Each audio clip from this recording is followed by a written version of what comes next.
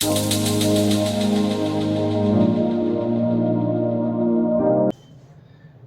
Students, कैसे हैं? एक बार फिर से मैं आपका दोस्त महेंद्र कुमार आपकी क्लास में। देखिए, पिछली क्लास में अपन ने बात करी थी कि जो लैंगिक जन्म की जो घटनाएं हैं उनके ऊपर अपन ने बात करी थी, और लैंगिक जन्य घटनाओं के अंदर अपन ने प्री फर्टिलाइजेशन यानी कि निषेचन पूर्व घटनाओं के ऊपर अपन ने चर्चा कर ली थी। अब अपन बात करने वाले हैं यहाँ पर स्टूडेंट्स दूसरी जो इवेंट था वो था निषेचन। ठीक है, यानी कि मैंने आपको पहले बताया था बेटा कि हमने 3 भागों, निषेचन से पहले और निषेचन के बाद, और बीच में हमने रखा था निषेचन, फर्टिलाइजेशन। ठीक है, फर्टिलाइजेशन की जो क्रिया होता है इसके अंदर मैंने आपको बताया था बेटा कि जो नर युग्मक और मादा युग्मक, ठीक है, जब इन दोनों का निर्माण हो चुका होता है, ये भी अगुणित है और ये भी अगुणित है। ठीक है, ये दोनों एक एक कोशिका ही है। ठीक है, अगुणित कोशिका अपन इनको बोल सकते हैं। ठीक है, अगुणित कोशिका अपन इनको बोल सकते हैं। तो इन अगुणित कोशिकाओं का जब संलयन होता है और एक द्विगुणित युग्मनज का निर्माण होता है, ठीक है, ये क्रिया कहलाती है निषेचन। ठीक है, ये क्रिया कहलाती है निषेचन। अब देखिए, यहां पर मैंने आपको एक परिभाषा बताई थी, पहले भी चर्चा करी थी अपन ने कि जो अगुणित नर व मादा युग्मकों के, ठीक है, दोनों कोशिकाएं हैं, तो एक्चुअल में ये दोनों कोशिकाओं का जब तक इन दोनों के केंद्रकों का संलयन नहीं होगा स्टूडेंट्स, तब तक फर्टिलाइजेशन पूरा नहीं माना जाएगा। एक्चुअल में केंद्रकों का संलयन जब तक पूरा नहीं होता है तब तक फर्टिलाइजेशन पूरा नहीं माना जाएगा। उसका कारण यह है क्योंकि केंद्रक के अंदर ही अनुवांशिक पदार्थ होता है। ठीक है, केंद्रक के अंदर अनुवांशिक पदार्थ जो डीएनए होता है, जब तक वो उसका फ्यूजन नहीं होगा, जब तक उसका संलयन नहीं होगा, तब तक फर्टिलाइजेशन नहीं माना जाएगा।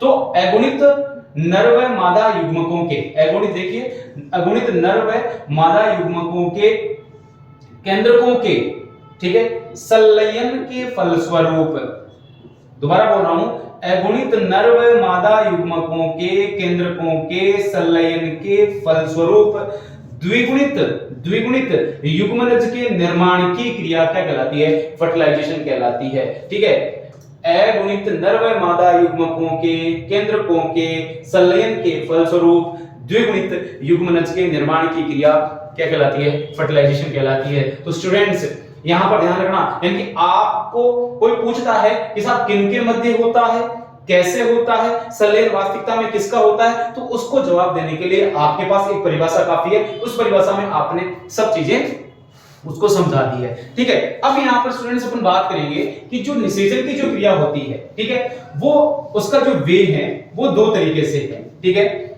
एक होता है पहला होता है बाह्य निषेचन, बाह्य निषेचन।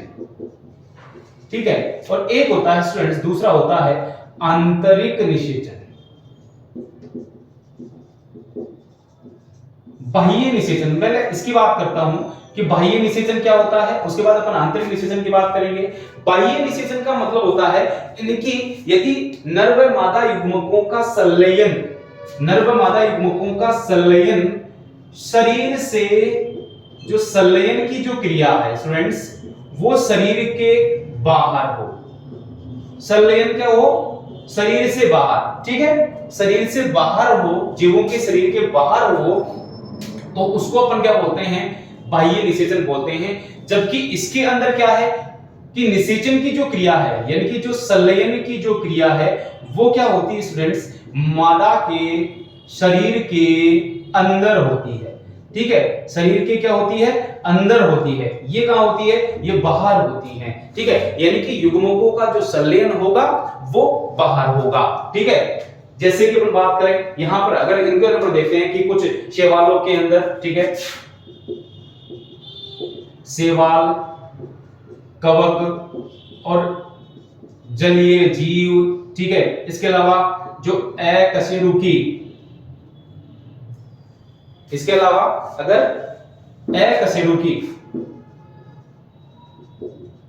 अकशेरुकी जो जीव हैं, उन सब के अंदर क्या होता है? जीवों के शरीर के बाहर ही होता है। ठीक है, जबकि यहां पर अपन बात करें तो विभिन्न प्रकार के जो विकसित जीव हैं, ठीक है, विभिन्न प्रकार के जो विकसित जीव हैं और जो विकसित जो पादप हैं, ठीक है, यहाँ पर विकसित पादप जगत आ गया, ठीक है, ठीक है, विकसित पादप जगत आ गया, आपका आवर्त बीज आ गया, और जो विकसित यानी कि कशेरुकी, विकसित कह दो या जितने भी जो कशेरुकी जो जीव हैं, ठीक है, ठीक है, पक्षी हैं, ठीक है, इन सब के अंदर जो फर्टिलाइजेशन की जो क्रिया होती है वो मादा के शरीर के अंदर होती है, ठीक है, मादा के शरीर के अंदर होती हैं। तो यहाँ पर मैंने आपको बताया कि बाह्य निषेचन क्या होगा, यदि फर्टिलाइजेशन की क्रिया, फर्टिलाइजेशन मैंने आपको बताया था, यदि निषेचन की क्रिया जीवों के शरीर के बाहर हो, ठीक है, तो वो क्या कहलाता है, बाह्य निषेचन कहलाता है। जबकि आंतरिक निषेचन यानी कि जीवों के अर्थात मादा के शरीर के अंदर हो, फ्यूजन हो, ठीक है, वही जो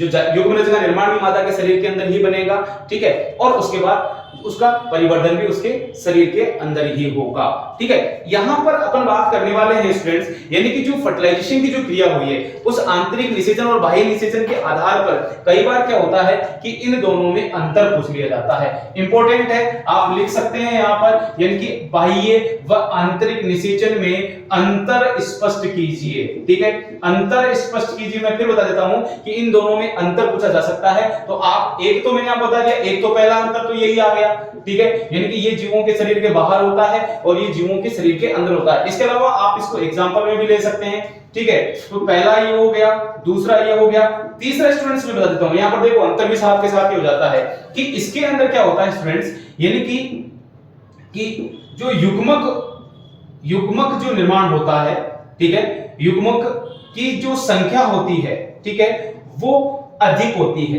अर्थात ज्यादा होती है, ठीक है, और इसमें युग्मक कम होते हैं, ठीक है, इसमें युग्मक कम होते हैं, ठीक है, इसमें ज्यादा युग्मकों की आवश्यकता नहीं होती, बल्कि इसके अंदर युग्मकों का निर्माण ज्यादा होना चाहिए। इसके लिए युग्मकों का स्थानांतरण के लिए, यानी कि युग्मकों का स्थानांतरण के लिए एक पर्टिकुलर माध्यम की आवश्यकता होनी चाहिए, इंपॉर्टेंट, और इसके लिए माध्यम की आवश्यकता नहीं है, क्योंकि उसको तो क्या किया जाएगा, युग्मक को मादा के शरीर के अंदर पहुंचा दिया जाता है, और जब मादा के शरीर के अंदर केवल नर युग्मक ही माध्यम मुक्त के अंदर यानी कि किसी माध्यम से उसके अंदर ट्रांसफर कर दिया, लेकिन यहां पर क्या होगा कि पर्टिकुलर माध्यम चाहिए, जैसे पानी के माध्यम से हो सकता है, ठीक है, तो पानी के माध्यम से दोनों बह करके एक दूसरे संयोग के माध्यम से या संयोगात्मक रूप से दोनों एक दूसरे के संपर्क में आ जाते हैं और फ्यूजन की क्रिया होती है। इसके अंदर जीवों की जो संख्या होगी वो अधिक होगी, ठीक है, क्योंकि युग्मक बहुत सारे बन रहे हैं ना, तो जीवों की संख्या भी ज्यादा होगी और इसके अंदर जीवों की संख्या कम होगी, ठीक है। इसके अंदर यानी कि आंतरिक निषेचन के अंदर आंतरिक निषेचन की जो जीवों की संख्या होगी वो क्या होगी स्टूडेंट्स, वो कम होगी, ठीक है, वो क्या होगी, कम होगी। तो इस तरीके से आपको यानी कि आपसे पूछा जा सकता है कि 3 अंतर लिखिए, तो स्टूडेंट्स आपके पास मैंने आपको यहां पर बता दिए, ठीक है। तो इस तरीके से आंतरिक और बाह्य निषेचन की क्रिया यहां पर क्या होती है, संपन्न होती है, ठीक है। अब आता है जब निषेचन की क्रिया कंप्लीट हो जाती है तो अगला टॉपिक आता है अपना पोस्ट फर्टिलाइजेशन इवेंट्स, ठीक है स्टूडेंट्स। देखिए पोस्ट फर्टिलाइजेशन इवेंट्स में चलने से पहले मैं आपको एक इंपॉर्टेंट क्वेश्चन यहां पर बता देता हूं, ठीक है, यानी कि अपन निषेचन पश्च घटनाओं में चले उससे पहले एक और यहां पर एक छोटा सा टॉपिक और आता है। हमने निषेचन पढ़ा, लेकिन कई बार क्या होता है कि कुछ जीव ऐसे हैं जिनमें कि बिना निषेचन के ही, ठीक है, बिना निषेचन के ही क्या होता है कि नए जीव का निर्माण होता है, अर्थात बिना युग्मकों के संलयन के ही, ठीक है। इसको कहा जाता है अनिषेक जनन, और इंग्लिश में इसको कहते हैं पार्थेनोजेनेसिस। यहां पर स्टूडेंट ध्यान रखना, अनिषेक जनन, पार्थेनोजेनेसिस। यहां पर सबसे पहले अगर देखा जाए, ठीक है, सबसे पहले देखा जाए तो 1745 के अंदर एक वैज्ञानिक थे जिसका नाम था चार्ल्स बोनेट। उन चार्ल्स बोनेट ने क्या किया, एफिड्स के अंदर, ठीक है, एफिड्स के अंदर उन्होंने इसका अध्ययन किया और देखा कि सब बिना युग्मक संलयन के ही, बिना युग्मक संलयन के ही, बिना युग्मक संलयन के ही नए जीव का कह दो या युग्मनज का निर्माण हो जाता है।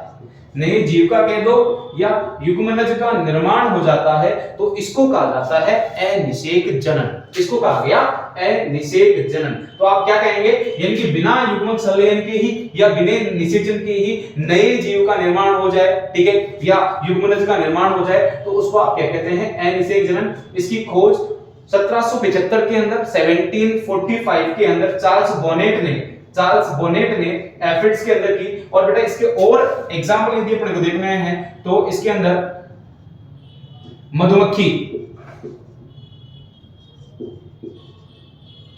मधुमक्खी और छिपकली, ठीक है, ये दो एग्जांपल अपन और ले सकते हैं। मधुमक्खी छिपकली के अंदर भी क्या होता है स्टूडेंट्स, अनिषेक जनन की क्रिया पाई जाती है। यहां पर मधुमक्खी का तो एग्जांपल भी अपन जो अपना चैप्टर नंबर 5 है, ठीक है, उसके अंदर अपन पढ़ने वाले हैं कि किस तरीके से इसके अंदर जो है नए जीव का निर्माण होता है। और जो एगोनित जो जीव बनता है, जो नर जो होता है वो इसमें एगोनित होता है, जिसको कि ड्रोन कहते हैं अपन, ठीक है। तो इसके अंदर भी क्या होता है बेटा कि ये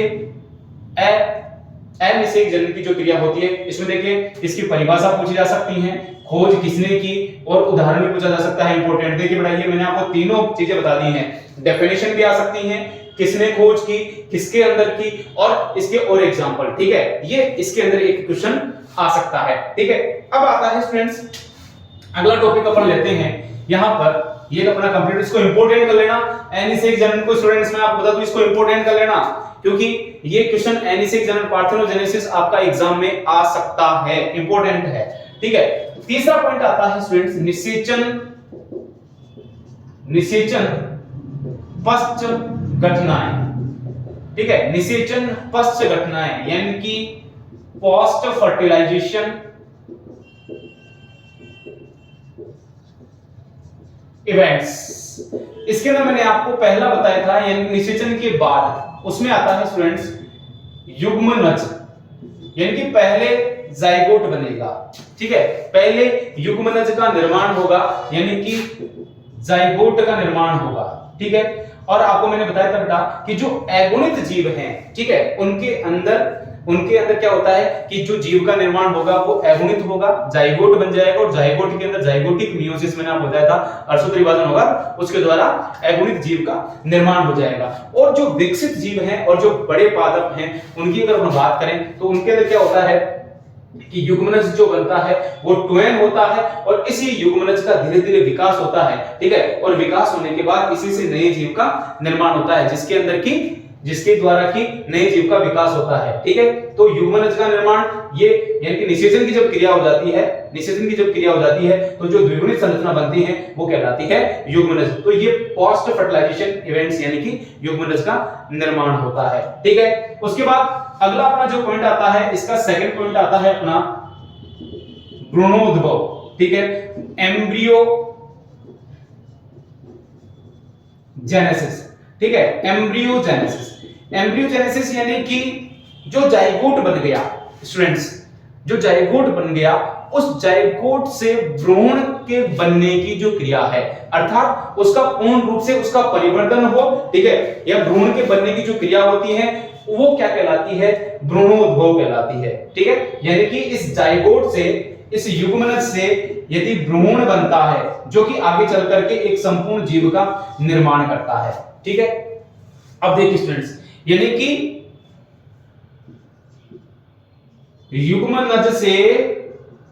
युग्मनज से भ्रूण बनने की क्रिया, ठीक है, की प्रक्रिया जो होती है वो भ्रूणोद्भव कहलाती है, ठीक है, भ्रूणोद्भव कहलाती है। और स्टूडेंट्स ये जो भ्रूण बनता है यानी कि ये जो एम्ब्रियो बनता है, ठीक है, ये जो एम्ब्रियो बनता है इसके अंदर कोशिका विभाजन व विभेदन होता है, ठीक है।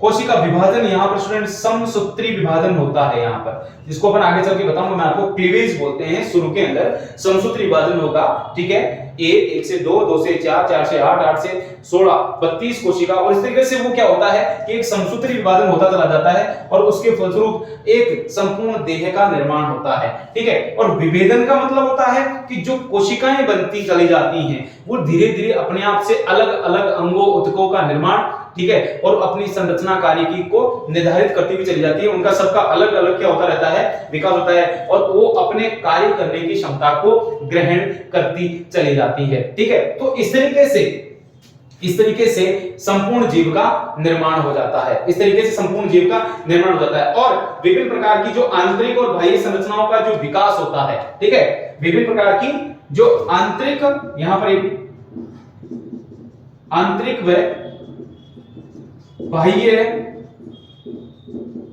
संरचनाओं का जो विकास होता है, ठीक है, कोशिकाओं के माध्यम से आंतरिक व बाह्य संरचनाओं का जो विकास होता है उसको कहा जाता है मॉर्फोजेनेसिस।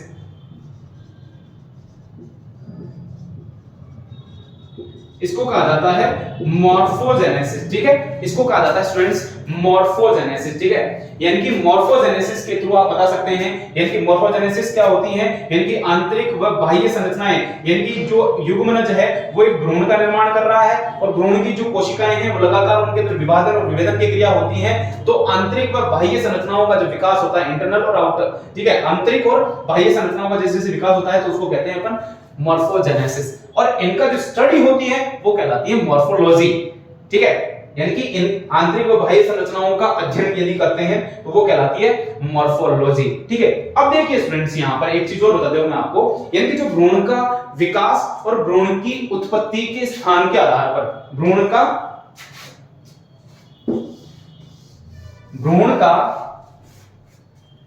यानी कि भ्रूण का विकास व उसकी उत्पत्ति, ठीक है, यानी कि भ्रूण का विकास कहां हो रहा है, ठीक है, यहां पर अपन बात कर रहे हैं, यानी कि भ्रूण का विकास और भ्रूण की उत्पत्ति के आधार पर अपन ने जीवों को दो भागों में डिवाइड कर दिया।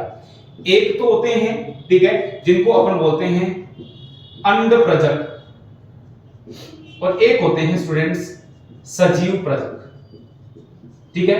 अंडप्रजक जिनको कि अपन अंडज भी बोल सकते हैं, और सजीव प्रजक यानी कि जो कि जरायुज भी बोल सकते हैं, यानी कि अपने समान संतति को उत्पन्न करते हैं, ठीक है, अपने समान, यानी कि अंडज जो होंगे फर्टिलाइजेशन, निषेचन की क्रिया उनके जीवों के शरीर के अंदर होगी, भ्रूण का निर्माण बनेगा और वो क्या होगा उस अंडे के अंदर होगा, जिसके ऊपर एक क्या होगा कि जो अंडज जीव होंगे उनके ऊपर एक कैल्शियम युक्त कठोर कवच पाया जाएगा। कैल्शियम युक्त आप जानते हैं, अंडा तो आप जानते हैं, पक्षियों के अंदर आप देख सकते हैं कैल्शियम युक्त एक कठोर आवरण पाया जाएगा और उसी के अंदर उस जीव का निर्माण होगा। जबकि सजीव प्रजक का क्या होता है, एक पर्टिकुलर जो प्रेगनेंसी काल होता है, ठीक है, उस प्रेगनेंसी काल के यानी गर्भावस्था जो होती है वो उस जीव के शरीर के अंदर ही, ठीक है, वो भ्रूण पूर्ण रूप से डेवलप होगा, एक नए जीव का निर्माण करेगा और नए जीव का निर्माण करने के बाद उस पर्टिकुलर प्रेगनेंसी के बाद जब उसका पूर्ण रूप से विकास हो चुका होगा तो उसका जन्म होगा। तो वो क्या करता है कि जीव अपने समान संतति को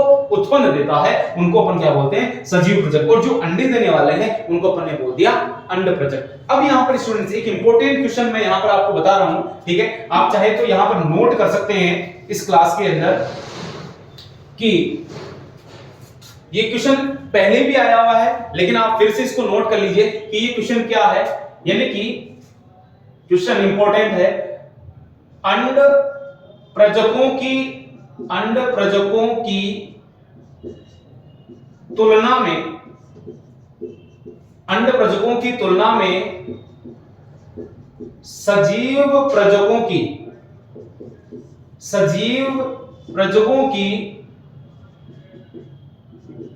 उत्तरजीविता,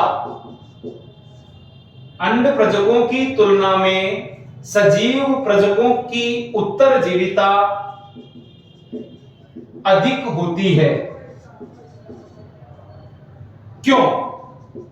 ये क्वेश्चन आया हुआ है स्टूडेंट्स और दोबारा भी आ सकता है कि अंड प्रजकों की तुलना में सजीव प्रजकों की उत्तरजीविता अधिक होती है। क्यों? इस क्वेश्चन को घुमा के भी पूछा जा सकता है, ध्यान रखना कि यहां दे देगा कि सजीव प्रजकों की तुलना में अंड प्रजकों की उत्तरजीविता, यहां पर लिख देगा अधिक की बजाय लिख देगा कम।